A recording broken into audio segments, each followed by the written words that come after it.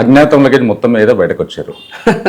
కానీ అజ్ఞాతం నుంచి బయటకు వచ్చిన తర్వాత మీడియా ముందుకు రావడానికి చాలా తక్కువ ఆస్కారం. ఇప్పటిదాకా ఎక్కడ ఒకటే రెండో ఇంటర్వ్యూస్ ఇచ్చారు తప్ప రాలేదు. ఎందుకు రాలేదు మీడియా ముందుకు? అంటే చేయాల్సిన పని చాలా ఎక్కువ ఉంది. గ్రౌండ్ లెవెల్లో వర్క్ చేసే వాళ్ళు తక్కువ, మీడియా లెవెల్లో పనిచేసే వాళ్ళు ఎక్కువ. ఈ మధ్య అట్లా అయిపోయింది.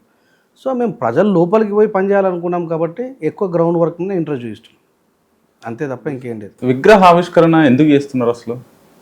అంటే తెలంగాణలోనే ఎక్కువ జరుగుతుంది విగ్రహావిష్కరణ. ఇప్పుడు కర్ణాటక, మహారాష్ట్రలో చూసుకున్నట్టయితే కంపేర్ చేసుకుంటే చాలా తక్కువ ఉంటుంది. ఆంధ్రప్రదేశ్లో చూసుకున్నా చాలా తక్కువ ఉంటుంది. ఓన్లీ తెలంగాణలోనే విగ్రహావిష్కరణ మ్యాక్సిమం ప్రతి విలేజ్లో ఆ చౌరస్తాలో ఉండే ఆస్కారం ఉంది. ఎందుకు అలా చేస్తున్నారు? అంటే చాలా మంచి క్వశ్చన్. బాబాసాహెబ్ అంబేద్కర్ గారి యొక్క సిద్ధాంతం మన తెలంగాణలో అంబేద్కర్ గారి సిద్ధాంతానికంటే ముందు మావో సిద్ధాంతం, మార్క్స్ సిద్ధాంతం, లెనిన్ సిద్ధాంతం, నక్సలైట్ యొక్క భావాజాలం, అంటే ఇన్స్టెంట్గా మనకు న్యాయం జరగాలంటే తుపాకీ పట్టుకుంటేనే న్యాయం జరుగుతుంది. అప్పుడున్నటువంటి పరిస్థితుల ప్రభావానికి బాబాసాహెబ్ అంబేద్కర్ గారు మిగతా రాష్ట్రాల కంటే మన దగ్గరికి చాలా లేటుగా వచ్చారనేది జగమెరిగిన సత్యం. అప్పుడు మనం అందరం కూడా అంబేద్కర్ గారి విగ్రహాల కంటే ఎక్కువగా కూడా తెలంగాణ పరిసర ప్రాంతాలలో అమరవీరుల స్తూపాలు ఉన్నాయి. అంటే దాని అర్థం ఏంటంటే ఆ భావజాలం ఎక్కువగా పనిచేసింది. So then after Babasaheb Ambedkar entered, ఆయన యొక్క చరిత్ర, ఆయన యొక్క త్యాగము, ఆయన చేసిన పని విధానము, ఆ వే ఆఫ్ పాత్లో ప్రజలు కూడా ప్రయాణం చేయాలి, ఆ సమాజానికి చదువు వచ్చిన తర్వాత తెలుసుకొని అంబేద్కర్ గారి ఆలోచన విధానం ప్రయాణం చేస్తున్నటువంటి సందర్భాలలో అంబేద్కర్ గారి విగ్రహాలు వెలుస్తున్నాయి. మీరు అన్నట్టుగా మహారాష్ట్ర అంటే ఆయన అక్కడే పుట్టిండు. బాబాసాహెబ్ అంబేద్కర్ గారు బ్రతికున్న కాలంలోనే మహారాష్ట్రలో అంబేద్కర్ గారి విగ్రహావిష్కరణ జరిగింది. సో అంటే ఆ భావాజాలం మన దగ్గరికి రావడంలో కొంచెం ఆలస్యమైంది, అంతే తప్ప ఇంకేం లేదు. బాబాసాహెబ్ అంబేద్కర్ గారు మొట్టమొదటిసారిగా పై చదువు చదవడానికి కానీ, ఆయన రాజ్యాంగంలో సవరణ కానీ మొట్టమొదటిసారిగా ఆయనకు వెసులుబాటు కల్పించిండేవారు. ఛత్రపతి సాహు మహారాజు వాళ్ళ తండ్రి షియాజీ రాజా గాయక్వాడ్. అయితే ఆయన ప్రత్యేకించి వెసులుబాటు కలిగించడం కాదు, బరోడా సంస్థానపు మహారాజా అయినటువంటి షియాజీ రాజా గాయక్వాడ్ గారు అప్పుడు తన రాజ్యంలో నిష్ణార్థులైనటువంటి విద్యార్థులకు విదేశాలకు వెళ్ళి చదువుకునేటువంటి అవకాశాన్ని తన రాజ్యం ద్వారా కల్పించిండు. It is not specifically point out by doctor Babasaheb Ambedkar గారు. ఆ రాజ్యంలో ఎవరైనా సరే, అంబేద్కర్ గారు కావచ్చు, బ్రాహ్మణులే కావచ్చు, క్షత్రియులే కావచ్చు, ఇంకెవరైనా కావచ్చు, ఆయనకు విద్య యొక్క గొప్పతనం తెలుసు కాబట్టి, షియాజీ రాజా గాయక్వాడ్ గారికి విద్య యొక్క గొప్పతనం తెలుసు కాబట్టి ఈ శూద్ర సామాజిక వర్గాలు విద్య లేకపోవడం వల్లనే నాశనం అవుతున్నాయనేటువంటి విషయాన్ని గ్రహించినటువంటి ఆ మహానుభావుడు ఏం చేసిందంటే తన రాజ్యంలో ఆ వెసులుబాటుని కల్పించింది. ఇప్పుడు మనకి ఎట్లా అయితే ఫెలోషిప్, స్కాలర్షిప్ ఉన్నాయో అట్లా ఈ మా బరోడా సంస్థానం నుంచి విదేశాలకు వెళ్ళే అవకాశాన్ని ఈ నిష్ణార్థులైనటువంటి విద్యార్థులకి నేను ఏర్పాటు చేస్తానని చెప్పడం జరిగింది. దాంట్లో భాగంగా బాబాసాహెబ్ అంబేద్కర్ గారి గురుగారు అయినటువంటి వ్యక్తి కేలిస్కేర్ పండితులు గారు, అంబేద్కర్ గారు మెట్రికులేషన్ పాస్ అయిన తర్వాత పై చదువుల కోసం విదేశాలకు వెళ్ళాల్సిన సమయంలో అంబేద్కర్ గారి తండ్రి గారికి ఆర్థిక స్తోమత లేకపోవడం వల్ల ఒక మూలన కూర్చొని ఇంట్లో బాధపడుతూ ఉంటాడు. అయ్యో నా బిడ్డ చదువుకోవాలని కాంక్షతో ఉన్నాడు కానీ నా దగ్గర అంత ఆర్థిక స్తోమత లేదు, నాకున్న ఆర్థిక స్తోమతనంతా కూడా పోగేసి నేను మెట్రికులేషన్ వరకు చదివించగలిగిన కానీ ఇప్పుడు నా కొడుకు ఎట్లా అంటే అప్పుడు కేలిస్కేర్ పండితుడు ఏం చేస్తాడంటే ఆయన ఒక బ్రాహ్మణుడు. ఇక్కడ బాబాసాహెబ్ అంబేద్కర్ గారి యొక్క జ్ఞానాన్ని చూసిండ్రు.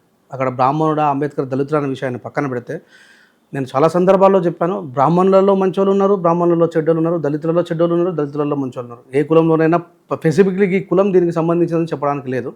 కేలిస్కేర్ పండితుడు ఏం చేస్తాడంటే బాబాసాహెబ్ అంబేద్కర్ గారి తండ్రిని, నువ్వు ఎందుకు బాధపడుతున్నావు రామ్జీ సక్పాల్, మన మహారాజు గారు ఒక ప్రకటన చేసి ఉన్నారు, ఒకవేళ నిష్ణార్థులైనటువంటి ఉత్తీర్ణతలో మంచి మార్కులు సంపాదించుకొని విదేశాలకు వెళ్ళగలిగే స్తోమత ఉన్న వ్యక్తులకి నా రాజ్యం ద్వారా నేను అవకాశాన్ని కల్పిస్తాను. దానికి ప్రతిగా ఏ వ్యక్తి అయితే ఈ రాజ్యం నుంచి విద్యాభ్యాసం చేయడం కోసం విదేశాలకు వెళ్ళాడో నేర్చుకున్న జ్ఞానాన్ని తిరిగి వచ్చిన తర్వాత మళ్ళీ భారతదేశంలో చెప్పాలి. This is the agreement of Baroda సంస్థానం. ఇక్కడ నుంచి వెళ్ళి 10 సంవత్సరాలు 20 సంవత్సరాలు చదువుకున్న తర్వాత ఆ నేర్చుకున్న జ్ఞానాన్ని భారతదేశానికి ఇంపోర్ట్ చేసుకోండి. అది జరిగింది బాబాసాహెబ్ అంబేద్కర్ గారిని. తర్వాత మధ్యలోనే బాబాసాహెబ్ అంబేద్కర్ గారిని పూర్తి చదువు ఫినిష్ కాకుండానే కొన్ని కుట్రపూరితమైనటువంటి వ్యవహారాలు చేసి షియాజీ రాజా గాయక్వాడ్ గారికి తెలియకుండానే ఆ ఆస్థానంలో ఉన్నటువంటి కొద్దిమంది లెటర్ రాసి కానీ స్కాలర్షిప్ ఇచ్చే పరిస్థితిలో లేదు, నువ్వు వెనకకు వచ్చాయని చెప్పడం, తర్వాత బాబాసాహెబ్ అంబేద్కర్ గారు పలు అవమానాలు పడడం, అదంతా జరిగింది. చరిత్ర చాలామందికి తెలిసిన విషయం. కానీ బాబాసాహెబ్ అంబేద్కర్ గారి విదేశాలకు వెళ్ళగలిగేటువంటి ఒక ఆర్థిక స్వలంబనని ఏర్పాటు చేసింది మాత్రం షియాజీ రాజా గాయక్వాడ్ గారు. కానీ మీ ప్రతి సభ ఎక్కడ చూసినా సరే బ్రాహ్మణుల పైన విమర్శించడం కానీ బ్రాహ్మణులపైనే ఉంటుంది. కాకపోతే అంబేద్కర్ గారు అంత పై స్థాయికి వెళ్ళడానికి ప్రధాన కారణం అక్కడ ఆయన ఉన్న ఫ్రెండ్స్ కానీ ఆయనకు సపోర్ట్ చేసిన వాళ్ళు బ్రాహ్మణులే. ఆయన పెళ్లి చేసుకున్న అమ్మాయి కూడా బ్రాహ్మణులే.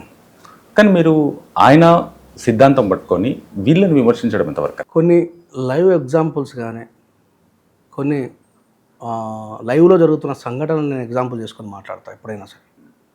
బాబాసాహెబ్ అంబేద్కర్ గారు క్లియర్గా ఒక మాట చెప్తారు, Brahmins are not our enemies, Brahminism it's our enemy అంటాడు. బ్రాహ్మణులు మన శత్రువులు కాదు, కానీ బ్రాహ్మణిజమే మన శత్రువు అని అంటాడు. ఇక్కడ ఒక విషయాన్ని మనం చాలా స్పష్టంగా అర్థం చేసుకోగలిగితే, ఈ దేశంలో మరోసారి చెప్తున్నా, మీకు కావచ్చు నాకు కావచ్చు మన ముఖ్యమంత్రులైనటువంటి వ్యక్తులకు ఎవరికైనా వాళ్ళ తాతలకు చదువు రాదు. అక్కడ క్లియర్గా వాళ్ళు రాసుకున్న విషయం ఏంటంటే అధ్యానం అధ్యాపకం బ్రాహ్మణ నామ కల్పయాత్. అధ్యానం అంటే చదువు నేర్చుకోవడం, అధ్యాపకం అంటే చదువు నేర్పడం కేవలం బ్రాహ్మణుల సొత్తే. అందుకే మనం చిన్న ఉన్నప్పుడు కూడా పంతులు గారని అంటుంటాం ఉపాధ్యాయులను. జస్ట్ ఒక్క 100 సంవత్సరాల క్రితానికి వెళ్ళి ఆలోచిద్దాం, మన తాతలకు ఎవరికి చదువు రాదు. ఏ స్కూల్లోనైనా పండితులు ఎవరు? బ్రాహ్మణులు మాత్రమే ఉండేవారు. అట్లాగే ఈ అన్టచబిలిటీని కూడా మీరు ఊర్లలో గమనిస్తే అత్యధికంగా బ్రాహ్మణులు మాత్రమే పాటించేవారు. ఈ రీసెంట్గా జరిగినటువంటి ఒక విషయం చెప్తా. మన ఉమ్మడి మహబూబ్ నగర్ జిల్లా టీఆర్ఎస్ గవర్నమెంట్ ఉన్నప్పుడు కొడంగల్ పరిసర ప్రాంతాలు దళితులు సహజంగా శివుని మాల వేసుకునేటువంటి ఆనవాయితీ 23 సంవత్సరాలుగా కొనసాగుతుంది. అక్కడ ఒకరోజు అక్కడ ఉన్నటువంటి శివాలయం యొక్క పూజారి గారికి అనారోగ్య కారణంగానో మిగతా ఏ కారణంగానో తను మార్నింగ్ హారతి ఇవ్వడానికి వెళ్ళలేదు. ఆయనకు బదులుగా ఆయన కొడుకును పంపించిండు. ఆయన కొడుకు వచ్చి ఏం చేసిండు, మాలామాదిగ స్వాములని, ఆ మాలామాదిగ స్వాముల్లో 23 సంవత్సరాలుగా స్వామి మాల వేసుకున్న వ్యక్తి ఉన్నాడు 20 సంవత్సరాల నుంచి. వీళ్ళని ఏం చేసిండు ఆయన, మీ మాలామాదిగ వాళ్ళు గుడి కింద ఉండి హారతి తీసుకోవాలా, మిగతా వాళ్ళు గుడి పైన ఉండి హారతి తీసుకోవాలని ఈయన హారతి ఇచ్చిండు. సహజంగా ఈయన లేదు. సో నేనేమంటున్నాను అంటే ఎక్కడైతే ప్రాక్టీస్ ఉంటుందో అక్కడ నాకు గొంతు ఉంటుంది. నేనేమన్నా కింద ఉన్న వాళ్ళు హిందువులే, మీద ఉన్న వాళ్ళు హిందువులే, హిందుత్వం శివుడి మీద ప్రేమ ఉన్నది కాబట్టి ఆ జాతికి చెందిన వ్యక్తులు 23 సంవత్సరాలుగా మాల వేసుకుంటుంటే వాళ్ళ లోపల భక్తి ఉందా లేదా? ఉన్నది. మరి ఈయన ఎట్లా డివైడ్ చేస్తాడు? దీని మీద ప్రభుత్వం మాట్లాడదు, వాళ్ళకి శిక్షలు పడాయి. ఆయన మీద 100% అట్రాసిటీ కేసు, క్యాస్ట్ ప్రాక్టీస్ చేసిన మీద అట్రాసిటీ కేసు కావాలా? అక్కడున్న గ్రామ ప్రజలు ఏమంటారు, ఏయో పాపం పంతులు చిప్ కొడుకు చిన్న పిల్లగాడు ఆయనకు తెలియదు. ఇప్పుడు నిజంగా ఆ క్యాస్ట్ ప్రాక్టీస్ ఎవరు చేయాలా? తండ్రి చేయాలా, కొడుకు చేయాలా? నిజానికైతే తండ్రి చేయాలా. ఈయన ఆధునిక కాలంలో ఉన్నటువంటి పంతులు గారు మరి ఈయన ఎందుకు చేస్తున్నాడు అంటే కులం పోతున్నట్ట, మళ్ళీ తిరిగి పునర్నిర్మాణం అవుతున్నట్ట? నిర్మాణమే అవుతున్నట్టు. ఇక్కడ పర్టిక్యులర్గా బ్రాహ్మణులు అని చెప్పి ఎందుకు అంటారంటే ఆ క్యాస్ట్ ప్రాక్టీస్లో వాళ్ళు చాలా ముందున్నారు, దాంట్లో నుంచి కూడా బయటపడ్డ వాళ్ళు ఉన్నారు, లేరని చెప్పి నేను అనట్లేదు. కానీ ఇక్కడ సందర్భాన్ని బట్టి మాట్లాడాల్సినటువంటి పరిస్థితి అట్లా ఏర్పడుతుంది. రెండో విషయం ఏంటంటే క్లియర్గా చాలామంది ఏమంటారంటే బాబాసాహెబ్ అంబేద్కర్ గారు దశాబ్దాల కాలం హిందుత్వంలో మార్పు కోసం పోరాడినరు బాబాసాహెబ్ అంబేద్కర్ గారు. వీళ్ళకి ఎవ్వడికి కూడా సగం నాలెడ్జ్ అంబేద్కర్ గారి గురించి చదవకుండానే మా ఎస్సీలలో ఉన్నటువంటి దళిత నాయకులు కూడా 0.5% నాలెడ్జ్తోనే మాట్లాడతారు. బాబాసాహెబ్ అంబేద్కర్ ఫోటో పెట్టుకొని మీరు హిందుత్వంలో ఉన్న దాన్ని విమర్శిస్తారు, అంబేద్కర్ ఫోటో పెట్టుకొని మీరు అంబేద్కర్ గారే రాశారండి. అంబేద్కర్ గారి సంగతి పక్కన పెడదాం. ఆయన కంటే ముందు 100 సంవత్సరాల ముందు పుట్టినటువంటి మహాత్మా జ్యోతిబా ఫులే గులాంగిరి పుస్తకంలో ఏం రాశాడో తెలిస్తే వాళ్ళకి అర్థమవుతుంది. నేను అందుకే చెప్తాను, ప్లీజ్ ఎడ్యుకేట్ యువర్ సెల్ఫ్ అని. ఎందుకంట వీళ్ళు చదవకుండానే మాట్లాడారు. ఇప్పుడు అంబేద్కర్ గారిని మీరు విమర్శించండి, నేను కాదంట్లా, కానీ చదివి విమర్శించండి. ఈ దేశంలో ఒక బ్రాహ్మణైన అమృతసేన్ అనేట ఆయన నోబెల్ శాంతి బహుమతి ఎకనామీలో తీసుకున్నాడు. ఎవరైనా ఒక బ్రాహ్మణుడు.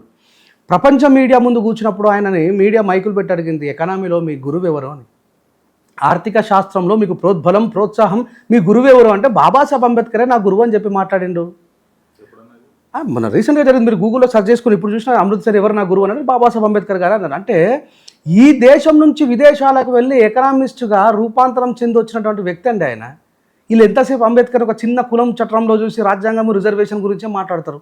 ఇప్పుడు అమృతసేన్కి మేము చెప్పినామా, మా సంఘాలన్నీ కలిసి అయ్యా మీరు అంబేద్కర్ గారి పేరు చెప్పండి అన్నమా? ఆయన బ్రాహ్మణుడే కదా. బాబాసాహెబ్ అంబేద్కర్ జ్ఞానంలో బ్రాహ్మణుడు. ఆయన ఇప్పటికీ కూడా కులంలో మాల మాదిగగానే చూస్తున్నారు. కానీ ఆ బ్రాహ్మణైనా గుర్తించాడు కదా దాన్ని. మరి ఆయన విమర్శించలేడే. ఇప్పుడు ఎవరో కోన్కిస్కా గొట్టంగా అంబేద్కర్ గారిని విమర్శిస్తారు. అంబేద్కర్ గారు హిందుత్వంలో మార్పు కోసం పోరాటం చేసి చివరికి మారకపోతే మా క్యాస్ట్ ప్రాక్టీస్ ఇట్లాగే ఉంటుంది, చాతుర్వర్ణ వ్యవస్థ ఇట్లాగే ఉంటుంది, వేలాది కులాలు ఇట్లా ఉంటాయి, చాకలి వాళ్ళు చాకలి పని చేయాలా, మంగలి వాళ్ళు మంగలి పని చేయాలా, మాల వాళ్ళు మాల పని చేయాలా, మాదిగ వాళ్ళు మాదిగ పని చేయాలంటే మేము మనుషులం కామా, మేము అందరితో ఇంకెప్పుడు సమానం అవుతామని దశాబ్దాల కాలం పోరాటం చేసి చేసి చేసి చివరికైనా బౌద్ధం తీసుకున్నాడు. అంబేద్కర్ గారు నిజంగానే ఈ దేశంలో మత విద్వేషాలు రెచ్చగొట్టాలనుకునేటువంటి వ్యక్తి అయితే ఆయన ఇస్లాం తీసుకునేవాడేమో, ఆయన క్రైస్తవ్యం తీసుకునేవాడేమో. కోట్లాది రూపాయలు ఆఫర్ చేశారు, పెద్ద పెద్ద పదవులు ఆఫర్ చేశారు. కానీ బాబాసాహెబ్ అంబేద్కర్ గారు ఈ దేశంలో పుట్టిన బుద్ధుని ఎందుకు తీసుకున్నాడు? వేరే మతానికి ఎందుకు వెళ్ళలేదు బాబాసాహెబ్ అంబేద్కర్ గారు?